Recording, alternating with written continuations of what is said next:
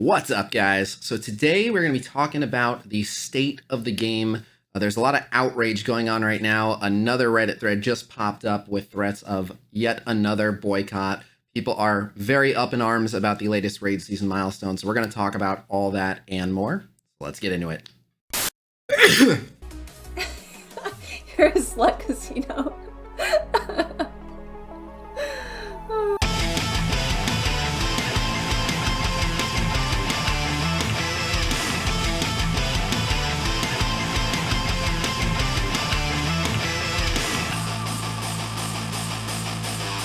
All right, so today we are going to be talking about the state of the game. And if there's one thing that I've learned from perusing at least some of the social media centers for this game, it's that the opinion that I hold, again, in certain circles, seems to be an unpopular one. So we're going to talk about it, but there's a lot of outrage going on in the game right now. So you can see here, this is a save MSF boycott and no login day.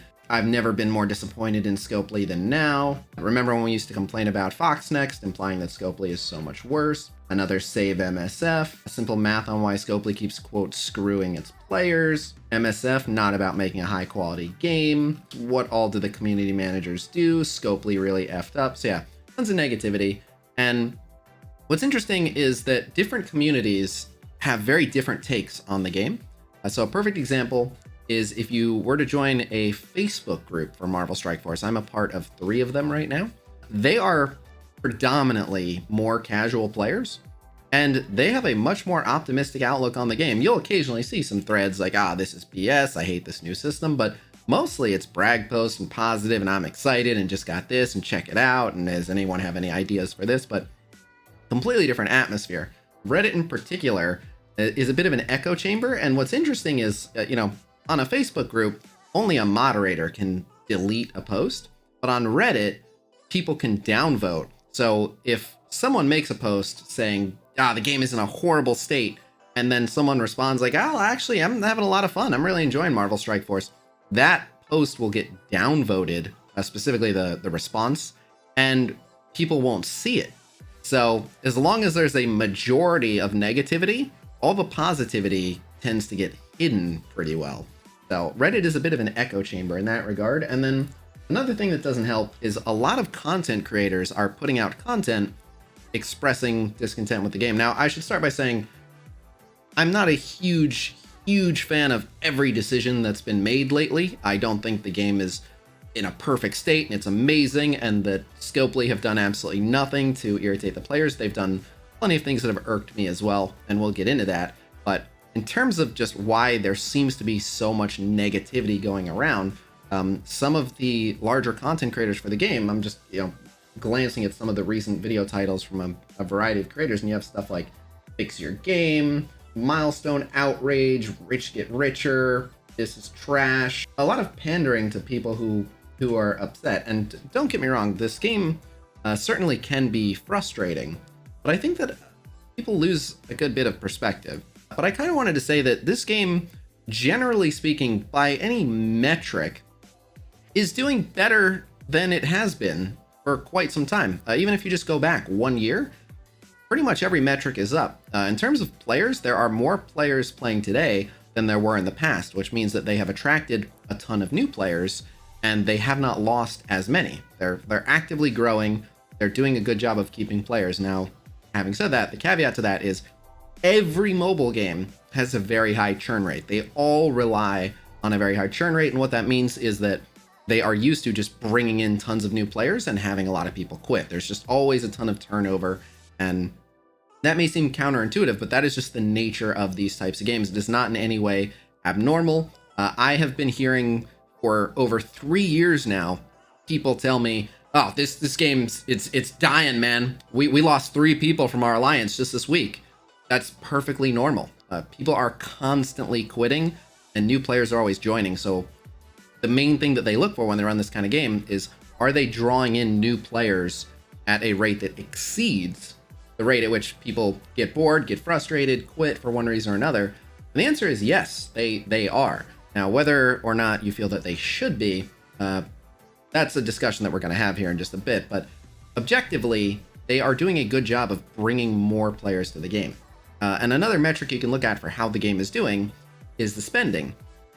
Player spending is up. The average player is spending a bit more than they were. And so we've got this article here. Marvel Strike Force saw revenue grow 70% year over year to 300 million in 2020. And they noted retention figures showing 70% of users playing for 7 days in a row, with the average putting in more than 2 hours a day. So that is telling you players are playing a lot and they are spending more. And I'd also like to mention that players are not required to spend. Now, you may feel like you have to buy certain offers, and of course I get that, but no one makes anyone buy anything. Anyone who's playing this game is doing it voluntarily. If they were really having such a horrible time and they couldn't stand the idea of playing the game, you just put the phone down. I understand the various reasons why cutting the ties is difficult, and we'll get into that as well. But again, people are voluntarily playing more and spending more. So that suggests that by any measurable metric, the game is in a better place. Now, I have also been watching quite a few of the recent decisions that Scopely has made, and there are definitely some decisions that I don't entirely agree with, like the raid season milestone rewards, which we'll talk about, but they don't seem to be getting a lot of credit for the things they're doing that are making people very happy. Like, for example, give everyone an incredibly powerful late game character. Even free-to-play players, if they just do their daily objectives, they unlock Silver Surfer, and he is incredibly powerful in pretty much all game modes. So it's just a very considerate thing that they did. Not only that, but they made his offers cheaper than they normally make character offers too. A kind gesture to the player base at large. So there are definitely some things that they need to work on. There's plenty of bugs. There's all sorts of issues, but again, I think that they're doing better now than they have been for a while. Again, not in all instances, but so let's talk about this latest example, which is the raid season milestone. A lot of people are very up in arms about the raid season milestones because you have to hit milestone 28 to get Silver Surfer shards every raid season. And this is going to be around for a total of 30 weeks because it is 15 seasons of 2 weeks each. And so the first thing that I think a good amount of people are overlooking is that that is a lot of time for growth. It's possible that a lot of players today are not in a position or in an alliance where they can get Silver Surfer shards, but 2 months from now, this will still be going on, and there will still be opportunities to get Silver Surfer shards, and you can grow quite a bit in 2 months. So that's the first thing. And the second thing is we did the math on actually what raids you would have to run, and then I kind of referenced that with all the alliance recruitment posts in my server, like how strong do these alliances actually have to be? And what we found is that, generally speaking, if you're at about 5 million TCP, then you are more than qualified to join a multitude of alliances that are doing well enough to get some Silver Surfer shards every season.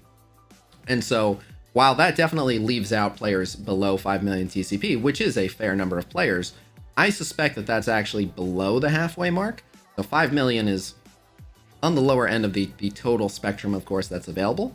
And I don't think it's entirely unreasonable.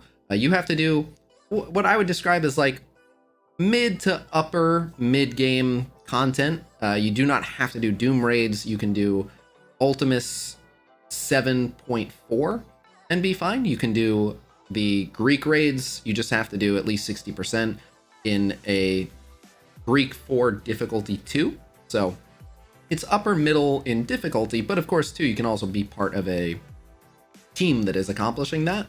I don't actually think that the cutoff for getting Silver Surfer shards is that unreasonable. However, I also want to state that I do often find that they make decisions like this where they're too tight with various resources for seemingly no reason. And what I mean by that is a lot of people are offended by the gesture that they won't get any Silver Surfer shards, whereas if they were to simply make a few more Silver Surfer shards available in the lower milestones, so as an example, 1 Silver Surfer shard at milestone 18, 1 at 20, 1 at 22, and 1 at 24, that would be a total of 4 Silver Surfer shards that players who were falling just short of where they wouldn't have gotten any could get 4 every season. And if you do that over the full 15 seasons, it's a whopping 60 Silver Surfer shards. And that might make the difference of going from 2 to 3 or 3 to 4 for a handful of players. And for players who already have them decently high, it might not even get them the next star. I don't see any drawback to doing that. I see no harm. No one is going to go from 3-star to 4-star in Silver Surfer and suddenly now they can conquer the entire game and they're super powerful. Like, it's not 60 shards of any character is just not that big of a deal.